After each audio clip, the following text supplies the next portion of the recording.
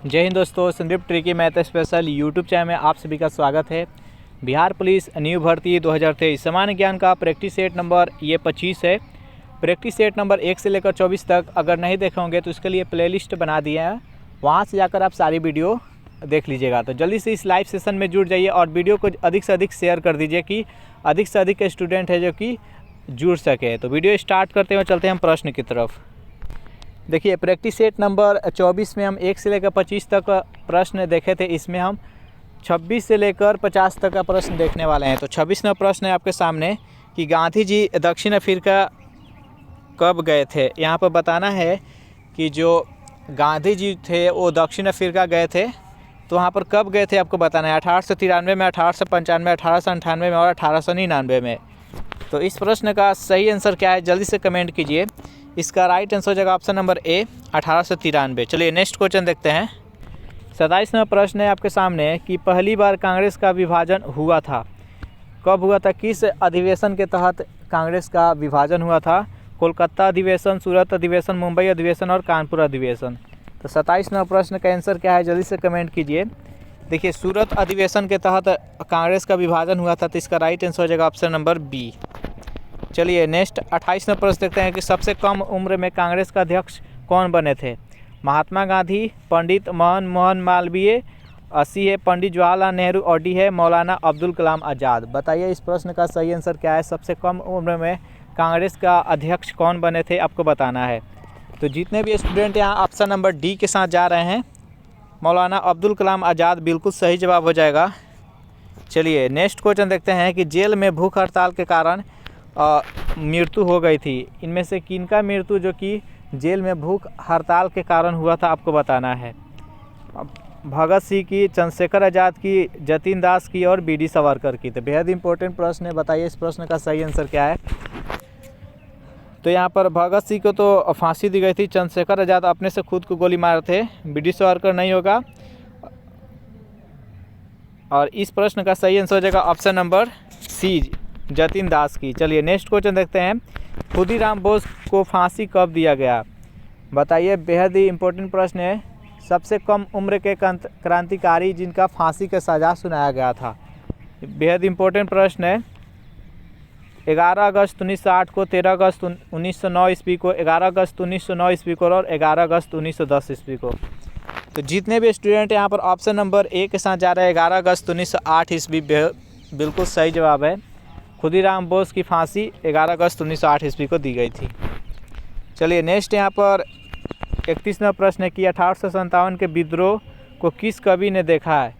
यानी 1857 की जो विद्रोह हुआ था वो कौन से कवि देखे थे आपको बताना है। मिर्जा गालिब, मक्खनलाल चतुर्वेदी, रामधारी सिंह दिनकर और मैथिली शरण गुप्त। बताइए 31वां प्रश्न का सही आंसर क्या है। तो यहाँ पर जितने भी स्टूडेंट हैं ऑप्शन नंबर ए के साथ जा रहे हैं, मिर्जा गालिब बिल्कुल सही जवाब है। नेक्स्ट क्वेश्चन यहाँ पर 32वां प्रश्न है कि टीपू सुल्तान की मृत्यु कब हुई थी। 1790 ईस्वी में, 1795 ईस्वी में, 1799 ईस्वी में और 1800 ईस्वी में। बताइए इस प्रश्न का सही आंसर क्या है, टीपू सुल्तान की मृत्यु कब हुई थी।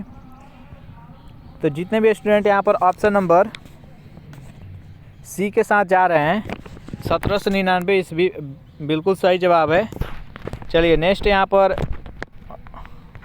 33वां प्रश्न देखते हैं कि फूट डालो शासन करो नीति किसने शुरू की थी। Lord Dalhousie, Lord Curzon, Lord Canning और लॉर्ड लीटेन। बताइए इस प्रश्न का सही आंसर क्या है।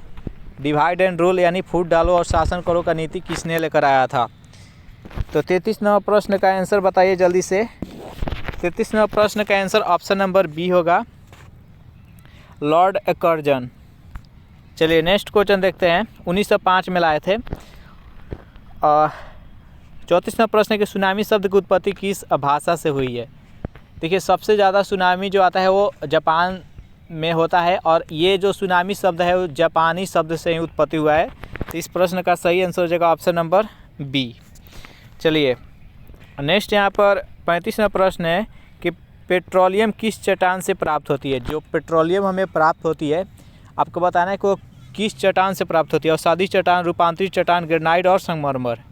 तो 35वां प्रश्न का आंसर जल्दी से कमेंट कीजिए कि इसका सही आंसर क्या है। पेट्रोलियम हमें किस चट्टान से प्राप्त होती है? तो पेट्रोलियम है जो कि अवसादी चट्टान से मिलती है, तो इसका राइट आंसर हो जाएगा ऑप्शन नंबर ए। 36वां प्रश्न है कि मोना लोआ सक्रिय ज्वालामुखी कहाँ पर स्थित है? बताइए मोना लोआ सक्रिय ज्वालामुखी कहाँ स्थित है? इटली में है कि इक्वाडोर में है, हवाई द्वीप में है कि जापान में है? 36वां प्रश्न के क्या होगा, जल्दी से कमेंट कीजिए। तो मोना लोआ सक्रिय ज्वालामुखी है जो कि हवाई द्वीप में स्थित है, तो इसका सही आंसर हो जाएगा ऑप्शन नंबर सी। चलिए यहाँ पर 37वां प्रश्न देखते हैं कि रूस में बोल्शेविक क्रांति कब हुई थी?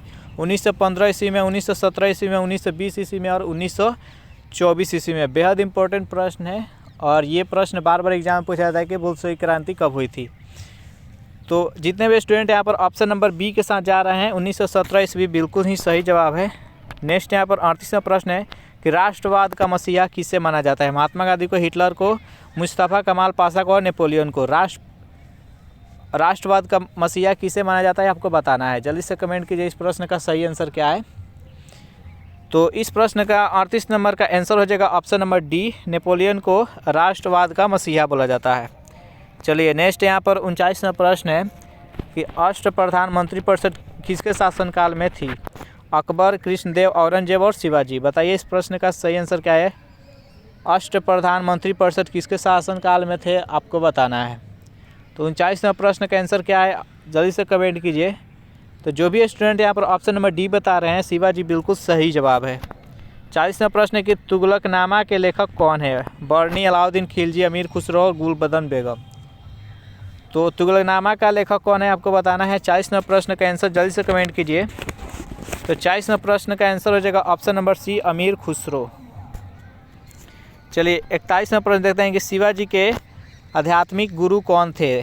दादा कोंडदेव, गुरु रामदास, गुरु तुकाराम और डी है गुरु एकनाथ। बताइए इस प्रश्न का सही आंसर क्या है। शिवाजी के आध्यात्मिक गुरु कौन थे? तो इस प्रश्न का सही आंसर हो जाएगा ऑप्शन नंबर बी, गुरु रामदास। नेक्स्ट क्वेश्चन देखते हैं 42 नंबर के शिवाजी के माता का नाम क्या है? जीजाबाई, मुनीबाई, लक्ष्मीबाई और ताराबाई। बताइए सिंपल प्रश्न है कि शिवाजी के माता का नाम क्या था। तो 42वां प्रश्न का आंसर हो जाएगा option number A, Jijabai. Next यहाँ पर 43वां प्रश्न, बीरबल के बचपन का नाम क्या है? सिंपल प्रश्न है, बताइए इसका सही आंसर क्या है। रामदास, अंगद, श्याम और महेश दास।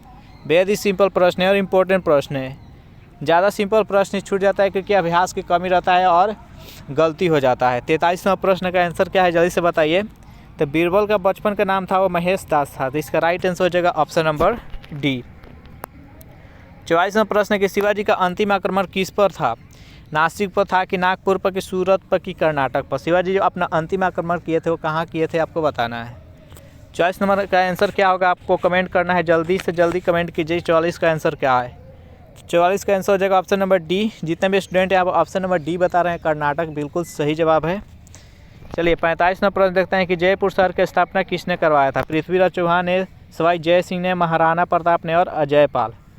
बताइए जयपुर शहर की स्थापना किसने करवाया था। 45 नंबर का आंसर जल्दी से कमेंट कीजिए। और अभी तक इस वीडियो को लाइक नहीं किए होंगे तो लाइक कर दीजिए, शेयर कर दीजिए और इस चैनल को सब्सक्राइब नहीं किए होंगे तो सब्सक्राइब कर दीजिएगा। 45 नंबर का आंसर क्या है जल्दी से कमेंट कीजिए। इस प्रश्न का आंसर हो जाएगा option number B, Sawai Jai Singh.